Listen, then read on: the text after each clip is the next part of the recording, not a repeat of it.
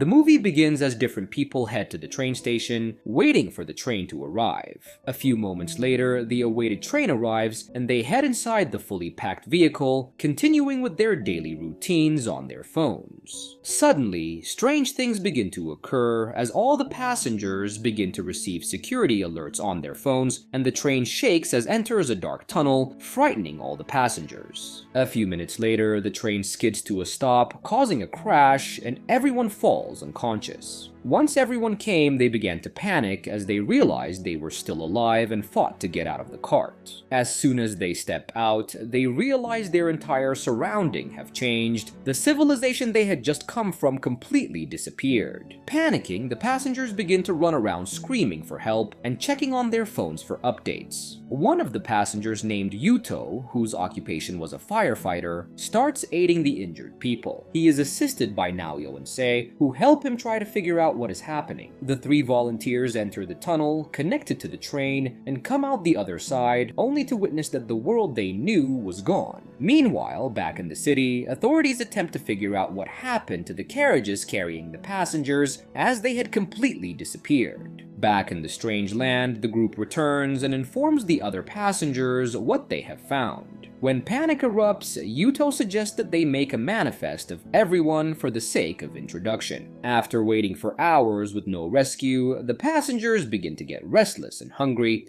Sitting in the corner, a rude pedicurist named Reina attempts to steal food from Sei, but accidentally runs into Naoyo outside and drops the bag. Grabbing it from the floor, Naoyo returns it, but Sei and the others assume he had stolen it, goaded by Reina, who reveals that she has found a letter from prison in his bag. Angered by the group's assumption, Naoyo leaves the food and heads out into the jungle. Later, while the group is sharing the food, it is discovered that Reina was the one who stole the bag from an accidental video Daichi took, and they realize Naoyo was innocent, prompting them to find him. During their search, Yuto and Sae find Naoyo hanging over a ledge after accidentally slipping and saving him. That night, the group spends the night huddled in the cart, hoping for rescue. The following morning, it becomes clear that they might not be going anywhere for a while, which starts conflict among the passengers. Some of the people attempt to leave on their own, but Yuto catches up to them and convinces them to return. As the hours pass by, the passengers begin to suffer from thirst and start to suspect each other of theft. Naoyo reveals that he has seen several packets of water on the road during his earlier venture and heads out with Yuto and Sae to retrieve it, but finds it missing. After spending another miserable night, Yuto and a few other passengers go out to find a stream of water. Inside the cabin, an older man named Yaichi begins to go crazy from his consistent toothache. Leaving the train, the old man stumbles through the woods toward the box of water he had stolen, unaware that he was being followed by another passenger. Returning to the train with one of the boxes, Yaichi attempts to bargain by using the drinks as leverage, but Naoyo stops him, threatening to drive him away if he doesn't return the waters. Once they manage to bring the items back, the passengers relish in the bottles, as it has already been 2 days since they had a drop of water. The following day, the group goes out on their journey to find more water and stumbles onto a stream. Continuing up onto the cliff, Yuto sees Mount Fuji in the distance and realizes they must be decades or maybe centuries into the future. This news devastates the rest of the passengers as they realize they can't return to their loved ones. A few days later, Yaichi sees someone running in the woods and chases him through the woods. Although he attempts to catch the figure, he is unable to and returns to inform the others, but Naoyo refuses to believe him. During the argument, rain begins to fall, making them all forget about their troubles for a few moments. Although they have their drinking water, the group still needs to find food and decide to work together to look for something to eat. Shodi, the biologist, aids the people in finding edible plants and fruits. Although they had managed to find edible plants, Sei accidentally eats a poison berry and becomes ill but quickly recovers. After the frightening event, the group realizes they need to work together to survive and begin aiding each other, making utensils from their surroundings. That night, the passengers celebrate a harmonious workday and have their dinner together. While they're enjoying themselves, Naoyo notices poison barriers inside his water and stops the others from drinking, but Shodai assures them this is a safer stream. train. Naoyo remembers seeing Yaichi around the pots earlier and suspects the old man. Yuto sets out to find Yaichi but accidentally falls and injures himself, limping back to the camp in the morning. The following day, Shodai announces that he is about to go sightseeing in hopes of finding more clues and is joined by Yuto and Naoyo. While walking in the forest, Shodai is suddenly injured by an unknown stranger and is carried back to their camp to get treatment from the medical student who can patch him up.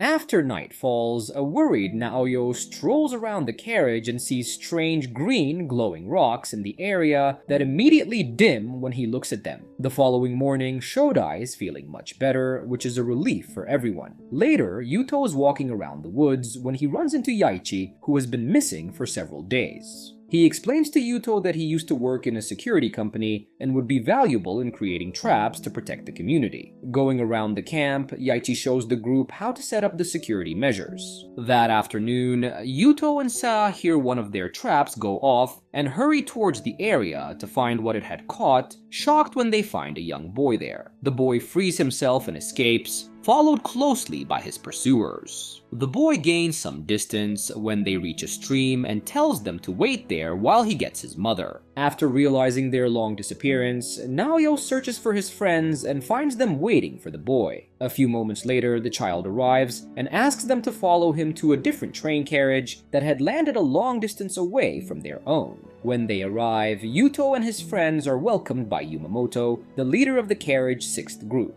The older man explains that their group was lucky enough to land near a river, which gave them access to fresh water, and they were quickly able to build the necessary items they needed. Although the man's sincerity, Naoyo is distrustful of the group, as one of them had hurt their friend. After exchanging introductions, Yamamoto tells Yuto that he believes they are in the future, and they have found evidence to support their claim, giving them hope that there might be a way back home. The group returns to their friends and relays the information they had received from people from Carriage 6, giving them the fish they had offered them. That afternoon, the Yuto and a few of the other passengers meet up with Yamamoto, who takes them to a boat that he explains they found a few days after their arrival. He tells them that he attempted to use the radio inside the boat and found a connection to Canada, who explained that it was the year 2060. Yamamoto continues to explain that 3 years after their departure, an asteroid hit Earth, causing severe tsunamis and earthquakes, killing billions. He continues to tell them that contrary to their beliefs, it wasn't early an asteroid, but a man-made space debris that fell to Earth, which is why they needed to return to their time to change the future. Shocked by the information, the group returns to their community and relays the information, giving everyone a mission to keep them going. Once they gain their motivation, the group begins to build equipment that would make their life better and use the river as their main source of water. That night, Yaichi takes Yuto and Naoyo aside and informs them that he has secretly witnessed the other group hide some type of crystal.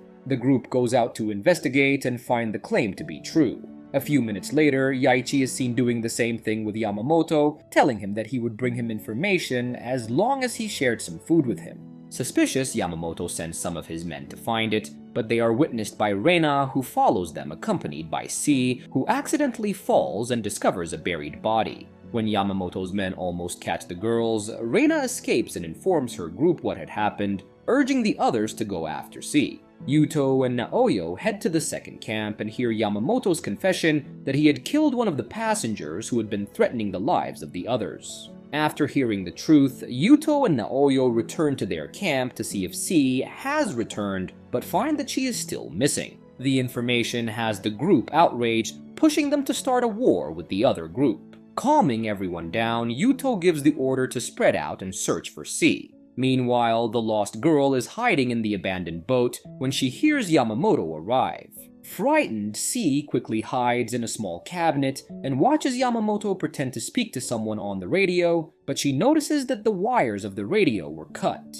Suddenly, Yamamoto discovers the hiding girl and restrains her, confessing that he doesn't want to return to the past as he wants to build a new society. In a flashback, we discover that Yamamoto's business had gone bankrupt just before the incident. He attempts to persuade her to stay quiet and traps her somewhere. No one could find her when she refuses. The following morning, C's community prepares for battle against the group from the 6th carriage. As they're preparing, their camp is invaded by spies from the other carriage who escape after falling into a trap. Fearing retaliation from the strangers, some of the passengers suggested that they flee to a safer area, indicating that there was a building at a distance. As suspected, more of the 6th carriage men arrive and begin to attack them. A devastating battle breaks out between the two settlers as they fight to protect themselves. Suddenly, the fighting stops when an escaped C arrives at the camp, accompanied a few moments later by Yamamoto. Sia reveals the man's lies to her community, which causes him to be exiled from the community. Before he leaves, Yamamoto gives Yuto a journal he had found in the boat, which he had gotten the information about the catastrophe that fell on Earth, and explains that it helps information about the tower that could help them get back to the past. Meanwhile, the passengers finally made it to the tower they had seen at a distance and discovered rocks that glow under the lights of the sky, bringing back samples for their community to see. The following day, the 6th carriage community arrived at their settlement and asked to join their group, explaining that their leader had disappeared. They informed the 5th carriage settlers that they might be able to get some salt, as there was a hot spring nearby. Although Yuto volunteers to go, Naoyo knows the girl he likes, C, has feelings for the young man and insists he take up the challenge. Meanwhile, the group works on preparing more beds to accommodate their new arrivals, working together to come up with better utilities. While they're working, visitors from the other group arrive with fish and vegetables, telling the settlers that they are free to fish and take salt whenever they please. In a flashback, we see Naoyo playing a game against the new leader of the 6th carriage and winning, gaining his friends the right to fish and take salt.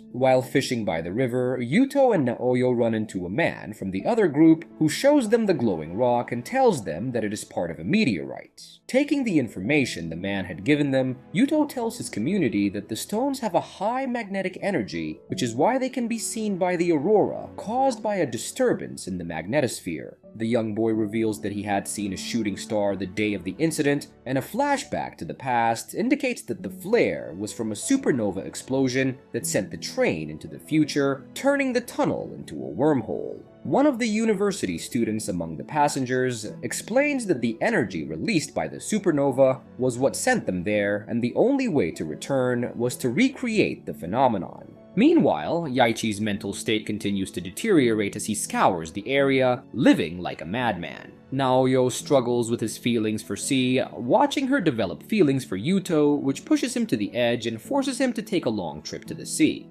Devastated by his loss, C goes to look for him, and the two return to the campsite. That night, a strong storm hits the campsite, forcing the settlers to find a reliable source of shelter than the carriage. Suddenly, Yaichi jumps into the carriage and opens the rear door, which leads into the tunnel, revealing a wormhole that had opened. The strong wind from the hole sucks in Yaichi's doll inside, causing him to scream after it, but is stopped by the others. The wormhole hole immediately disappears as soon as the storm stops.